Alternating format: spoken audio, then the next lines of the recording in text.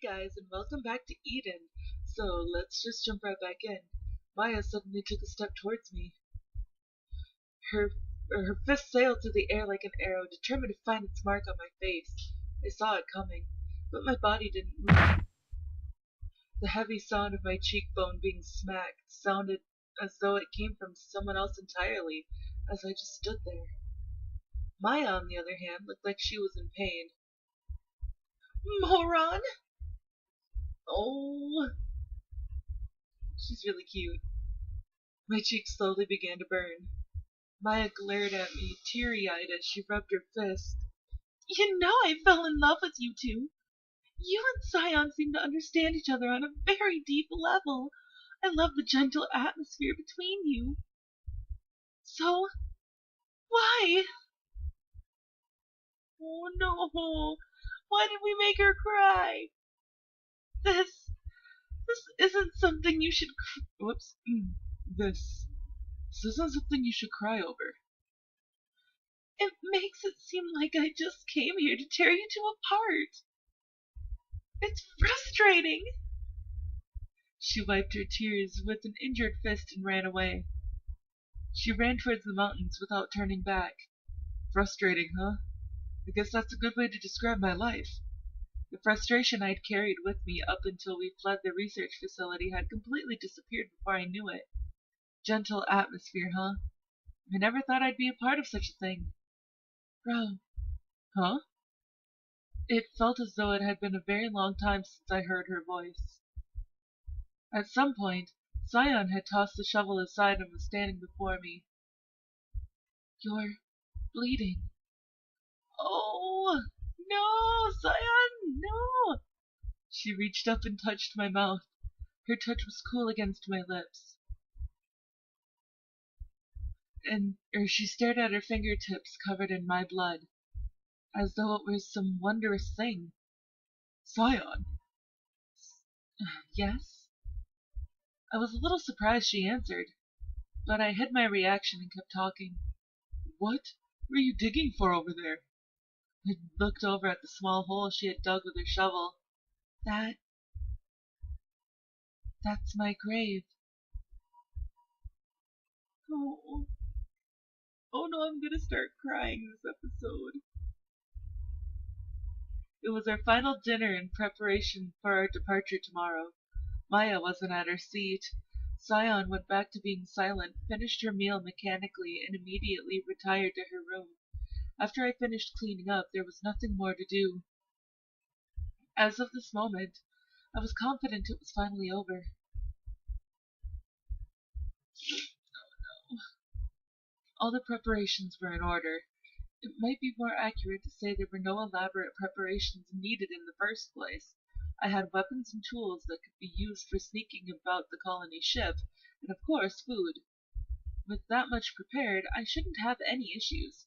The real challenge would be when I reached the port. I had already come up with a few ways to infiltrate the spaceport. I'd thought of roughly 27 tactics, but infiltration was likely possible with any one of them. How dull. I wasn't some sort of amateur who took pleasure in overcoming adversary or taking on powerful foes, but I couldn't stand boredom. I picked up the small box on the table. Maya had entrusted it to me, but what should I do with it? I hadn't even thought about it, and yet I planned to descend the mountain and head to where only boredom awaits me. Hey, what should I do? I meaninglessly asked myself.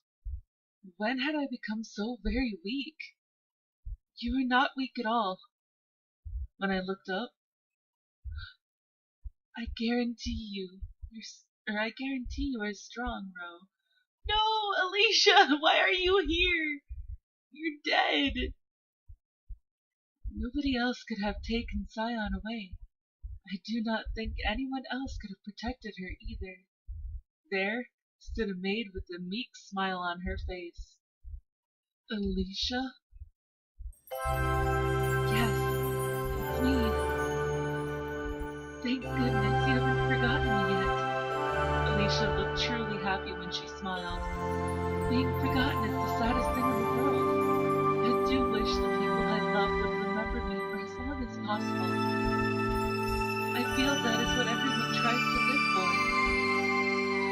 for what you may after death. There's no way for anyone to actually make sure of it for themselves. You're as pragmatic as ever. Are you real? Alicia shouldn't be alive. She had admitted herself that she was dying, and if she were alive, she surely would have tried to make it Sion's side by any means possible. Does it really matter if this is a dream or reality?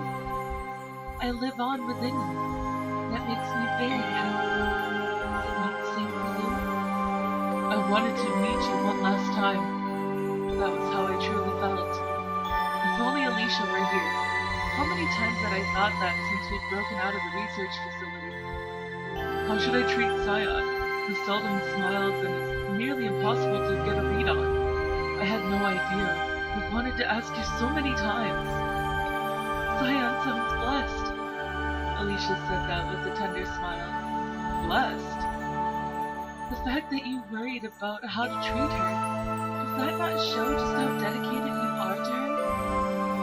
You treasured her dearly. Thank you. Is Sion really blessed? If by some chance she did feel blessed, then why is she trying to keep me at a distance? Do you really want to know? You gave Sion your undivided attention. That girl also showed you her true feelings, or at least the feelings she believes to be true. But there is yet more to be seen. That goes for both you and Sion. It would be best if you both saw it through together. It didn't really matter if this was a dream or reality. Alicia's voice and her words had certainly left an impression in my heart. Hey, Ryou, you left the military, came here with Sion, and spent every single day together. Do you regret those times at all? No. I didn't have an ounce of regret. If I hadn't rushed off with Sion back then, I'm sure I would have forever regretted not being able to save my sister, and continue to live seeking nothing but death. If you are upfront about how you feel, I'm sure Sion will reward you for it. Alicia approached me with a smile on her face, and then disappeared right before my eyes. When I came to, I was laying in my bed.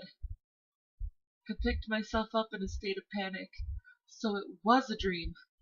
Of course it was. Now that I no longer had dreams about my sister, I guess Alicia was next. I tried to force a smile, then noticed I was holding something in my hand. It was that box. I remembered up to the point I had picked this up. Did I fall asleep this way? However, I remember Alicia's voice from my dream clear as a bell.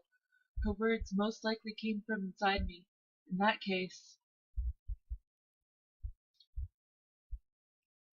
Filled with indescribable anxiety, I ran into the night. The red star shining in the sky only agitated my anxiety further. I ran and ran, just like I was chasing that star.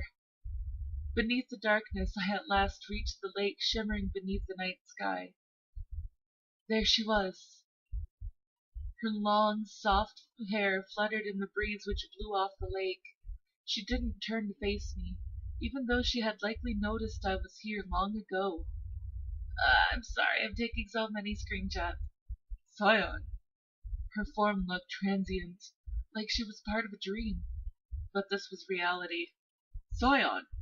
That's why I called out to her, so that I could hear what she had to say. I might have met Alicia. Alicia? Oh. Sion turned around, a ghostly look on her face.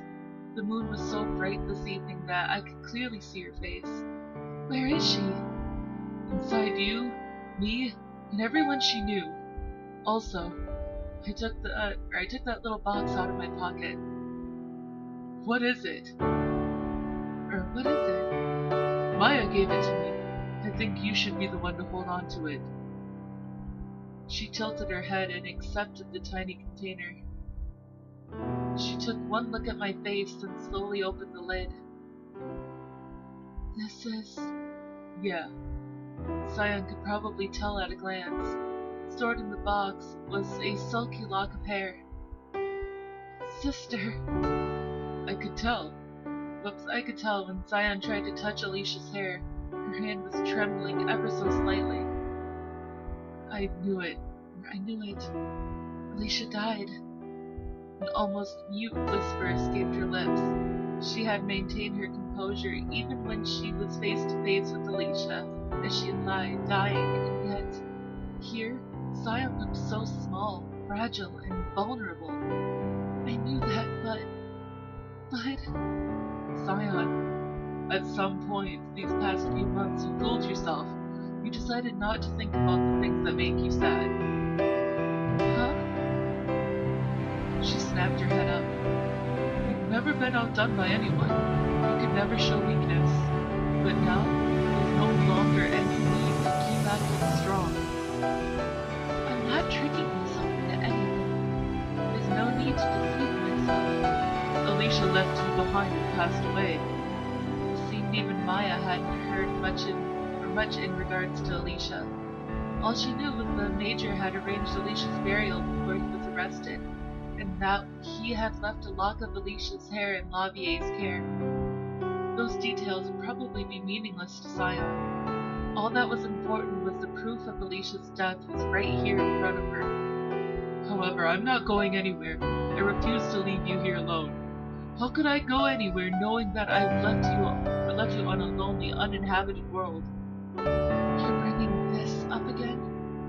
If you absolutely insist upon making me leave, if I have to leave you completely by yourself, then I'll draw the curtain right here and now. Oh my god. No! Bro. No! Bro, don't do it! Oh my god. There were several meters between me and her. Sion had to have known there was no way I would miss at this range. I'll put an end to it all, and you won't suffer. If you shoot me, where will you point that gun next? Who knows? You're a lousy actor, Bro, Sion declared in a decisive tone. If you're going to threaten someone, you ought to rehearse a little more carefully. What could you possibly shoot with eyes glazed in sadness? You could pull the trigger dozens of times and not take a single life as you are right now. I was kidding. I lowered the gun and grinned. Still, leaving you behind isn't an option for me. That part was true. It's only true for you. It isn't what I wish for. I won't waver again. This time I know what I have to do. Ro! Sion gently took hold of that lock of hair as her eyes went wide with wonder. Staying here is as good as suicide. Don't you understand? Something as ambiguous and incomprehensible as the end of the world isn't worth worrying about. I worked for 100 years to find a means of escaping that ambiguous and incomprehensible thing, you know. It doesn't matter to me anymore. Are you serious, Ro? I don't want to lose anything anymore. After you lose me, there's no telling what may lie ahead. If you stay here, you lose everything without a doubt. You're wrong. You will be here. Just as I said, you didn't want to let me die. I don't want to lose the time I have left with you. Oh! He's showing emotion! I reached out and embraced Sion's slender body. Her touch was warm and soft. I could feel firsthand that she was definitely alive. The time I spent with her, that serene setting, was more important to me than anything else. You are definitely here right now. I can't leave you alone. I won't let you be sad ever again. I don't need your pity. You think this is pity? I don't. Her body rocked in my arms. Oh my god, no. It looked like she intended to shake her head. You don't pity anyone. Flattery isn't your style. Do you really think I'm indispensable? This time I finally found where I belong, and it's by your side. That is what I truly want to protect. My tempered body and heart are all for Sion, for this girl who had been in prison for so very long, finally obtained freedom. For this girl who was still so very lonely. We were similar in a way. I'll be here forever. I want to rest upon this world where Alicia sleeps. It was as though her big, beautiful eyes stared straight into my heart, but I didn't look away. I wanted her to see everything. I want you to stay with me until that time comes. The breeze made tiny waves across the water surface and rocked the lakeside vegetation. The only things to disturb the stillness was the sound of the wind and her faintly audible breathing. I wanted to be here. I wanted her to be here. A longing desire for Sion, not as someone's replacement, but for Sion alone burned within me. No. On second thought, I don't want to be alone. Yeah.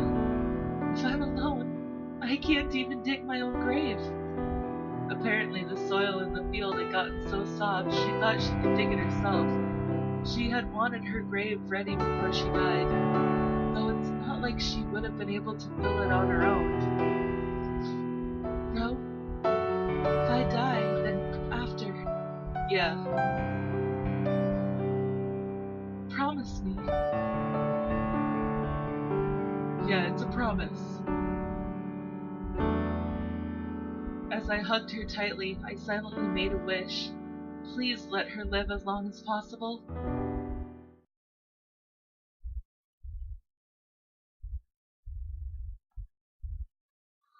This episode is so hard to handle. Oh God.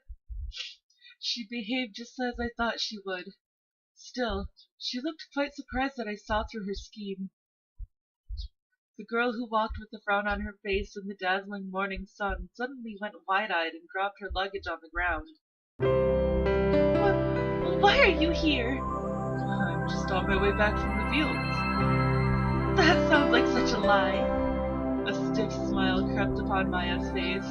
Of course it was a lie. I was ambushing her. You could have just stopped me before I left the house. Getting the drop on me is just plain mean. Believe what you want. So, did you really plan to head out all alone? A part of me wondered if you wouldn't go out of your way to chase after me. No wonder. Things could have gotten pretty rocky for you if you were alone, you know. Grrr! Maya glared at me with a groan. Since she worked as a journalist, I was sure she had her share of miserable experiences. But even so, Maya's heart was still pure. Perhaps Sion accepted her interview because she liked that aspect of Maya. But I'm glad I got to see you. Why? I'm sorry for hitting on you. Maya blushed a deep red and quickly bowed her head. It wasn't something I should have stuck my nose into in the first place. Well, you threw things out of whack in a big way, but now I'm glad you came, Maya. Oh? I had considered leaving this place, but now I've been able to solidify my reason for staying with Sion even more.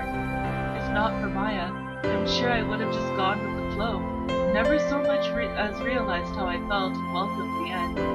Thanks to you, I figured out the truth within me. So in the end, you decided to stay? Yeah.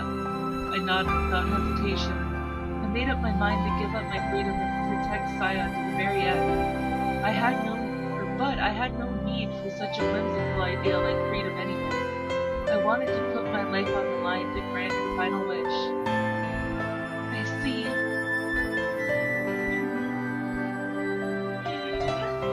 She closed her eyes tight and kept grumbling. She was perplexed, worried, and confused, and looked like she would snap at any second. That was when Maya's grumbling suddenly stopped and she let out a tiny sigh. Maya? No use arguing. You decided it all on your own. She opened her eyes and her face was bright and cheery again. I took notice of the mixed feelings wavering in and out of her cheerful smile. Don't cry. I'm not. Yes, you are. Ah! Maya jumped at the sudden sound of Sion popping up behind her. Sion didn't seem to pay any mind and just yawned. You could have left a little later in the day, Sion said in a bitter voice, and Maya knitted her brows. Aren't you the one who was telling me that I should hurry back or something like that? I forgot. That too was a definite lie. But I am all out of time for this one, guys. If you liked